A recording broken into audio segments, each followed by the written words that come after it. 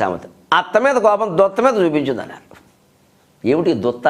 ఈవేళ చాలామందికి తెలియదు అన్నమాట. దొత్త అంటే పాత్ర, కుండ, పెడత కానీ కుండ కానీ ఏదైనా దొత్త అంటారు. అత్త మీద కోపం దొత్త మీద చూపించడం అంటే అత్తగారు ఏదో అంది పొద్దున్న లేవగానే, ఆవిడ ఏమన్నా అంటే మళ్ళీ మొగుడు అంటాడు. ఇదో గొడవ. పైగా అత్తారిల్లు అన్నారు. అత్తవారే ఉండేది ముందు, కోడల తర్వాత వస్తుంది. ఇప్పుడు కోడలింటికి అత్తారిల్లే పరిస్థితి వచ్చింది. అప్పుడు దానికి అనుగుణంగానే ఉన్నాయి అని. ఇప్పుడు కోడళ్ళకి అత్తగారు భయపడుతుంది. సరే, ఇది అత్తగారికి కోడలు భయపడే రోజుల్లో సామెత. అత్త మీద కోపం దొత్త మీద చూపించింది. అత్తగారి మీద కోపం వస్తే ఏం చేయాలో తెలియక ఆ కుండలు అవి తొమ్ముతారు కదా, ఆ తోమేటప్పుడు పగలగొట్టి బారేసి శనిదురుపు.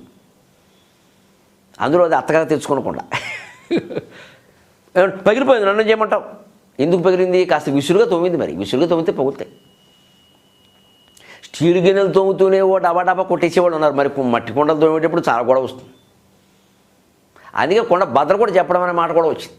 ఆ మాట ఎందుకు వచ్చిందని, కొండ బద్దలు కొట్టడం ఇప్పుడు వేదిక మీద కొండ బద్దలు కొట్టేట పాడతారు. వేదిక మీద కొండలు ఉండవు, బద్దలు కొట్టాలి, దండలు ఉంటాయి, కొండలు ఉండవు. ఎందుకు వచ్చిందంటే ఈ కోడళ్ళు గిన్నెలు తోమేటప్పుడు, కుండలు తోమేటప్పుడు ఏదైనా చెప్పాల్సి వస్తే ఒకసారి గట్టిగా చెప్పారనుకోండి, ఆ కొండ పగిలేది. అది కొండ బద్దలు కూడా చెప్పారండి. ఆ చెప్పేటప్పుడు కొండ కూడా పగిలిపోయింది అంటే అంత కోపం వచ్చిందనమాట చెప్పే కోళ్ళకి.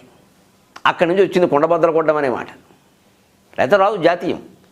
కొండ బద్దలు కూడా చెప్పడం అంటే వేదికల మీద కొండలు ఉండవే అంటే అంత నిక్కచ్చిగా ఖచ్చితంగా కొండ కూడా పగిలింది అంటే ఆవిడకి ఎంత కోపం ఉందో మనసులో ఆలోచించుకో అని చెప్పడమే కొండ బద్దలు కూడా చెప్పడం.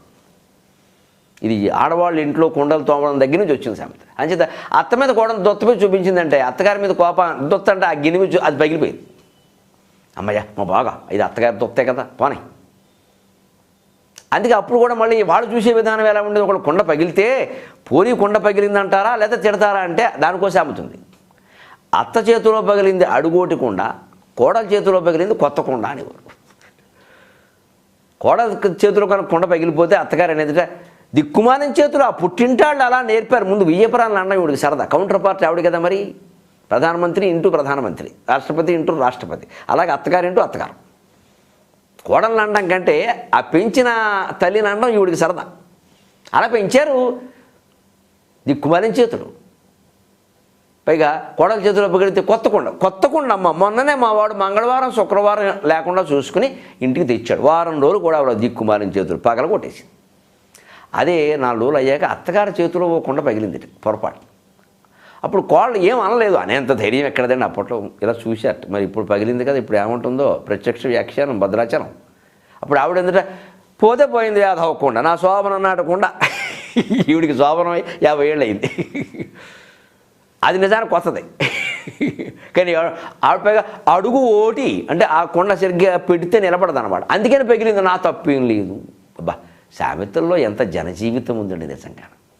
మన వ్యంగ్యాలు, మన రసమయ జీవనాలు, మన ఆక్షేపణలు, మన సత్యం, మన ధర్మం, మన సమస్తం కూడా తెలుగు వాళ్ళకి సామెతల్లోనే ఉంది. అసలు నేను ఒక అనుమానంతో అంటున్నాను కానీ ఖచ్చితంగా నిజమే. తెలుగులో ఉన్న సామెతలు జాతీయాలు ప్రపంచంలో ఏ భాషలోనూ లేవు అని నాకు గొప్ప నమ్మకం. నేను పరిశోధన చేయలేదు కానీ వీటిని చదివిన వ్యక్తిగా చెబుతున్నాను, ఇంక లేవు. అంచేతను ఆ సామెతల్లో జనజీవితం గమనించండి.